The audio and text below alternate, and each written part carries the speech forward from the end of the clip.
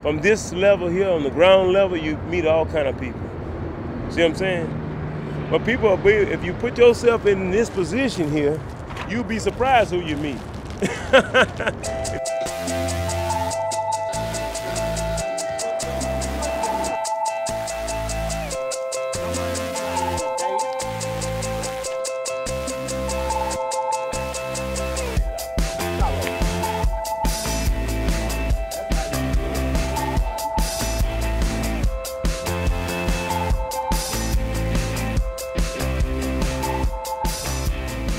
You know how cold it is today? About 40 degrees, huh? Unlike Jeff, Will is living a different kind of adventure. Now see me another can up here, another aluminum can. He's been homeless for almost 3 years, but not by choice.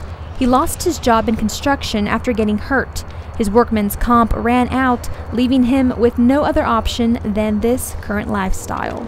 It's almost like a person that's incarcerated, a person that's been incarcerated for so long. Some of them, all they know is what they've been doing for 10 to 15 years, and that's their lifestyle. Will hustles cans and occasionally takes advantage of opportunities as a bell ringer for the Salvation Army. I'm gonna keep striving. If I can make $1 or $2 a day in one day, hustling cans or whatever I can, I'm gonna do it. But I have to do it the legitimate way because that's what I'm used to doing, working.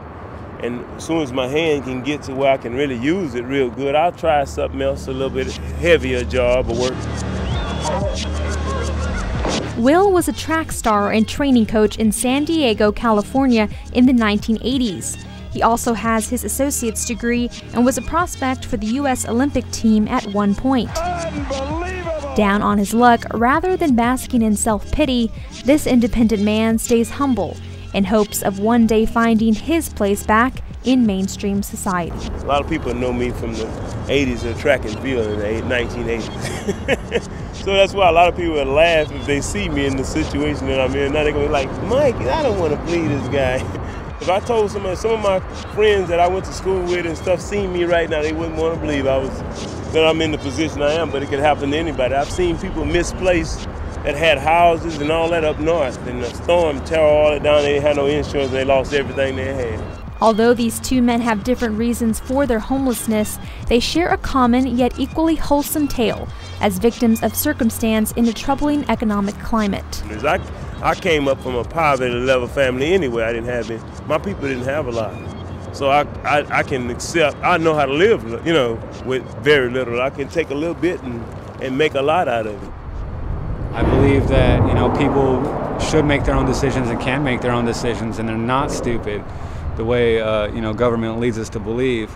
We need an awakening. We need people to realize that, hey, let's do something. Let's, what's our monetary system based on right now? Some guys somewhere is saying that, oh, this note is worth this much because we say it is. It's not based on anything.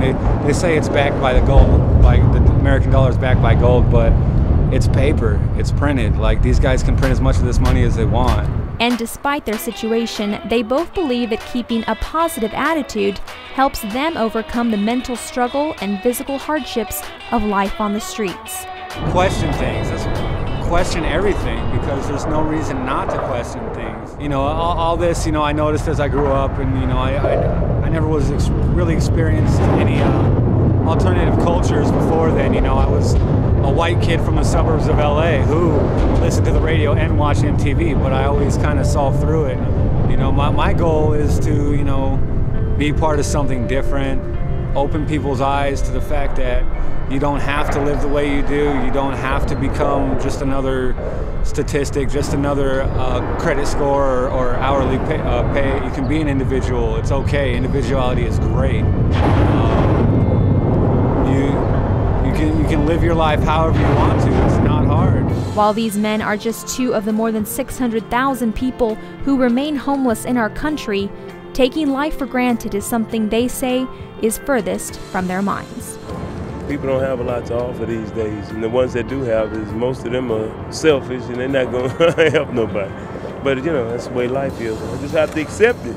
You just have to accept your situation. If a person is rebellious and they feel like they deserve something, then they'll go out and they'll try to take it from somebody or rob somebody or do something against the law to, desperate But I refuse it. I just accept my lifestyle as it is. It's a matter of acceptance. You know what I'm saying? If you accept it, then little small things you can appreciate somebody do for you.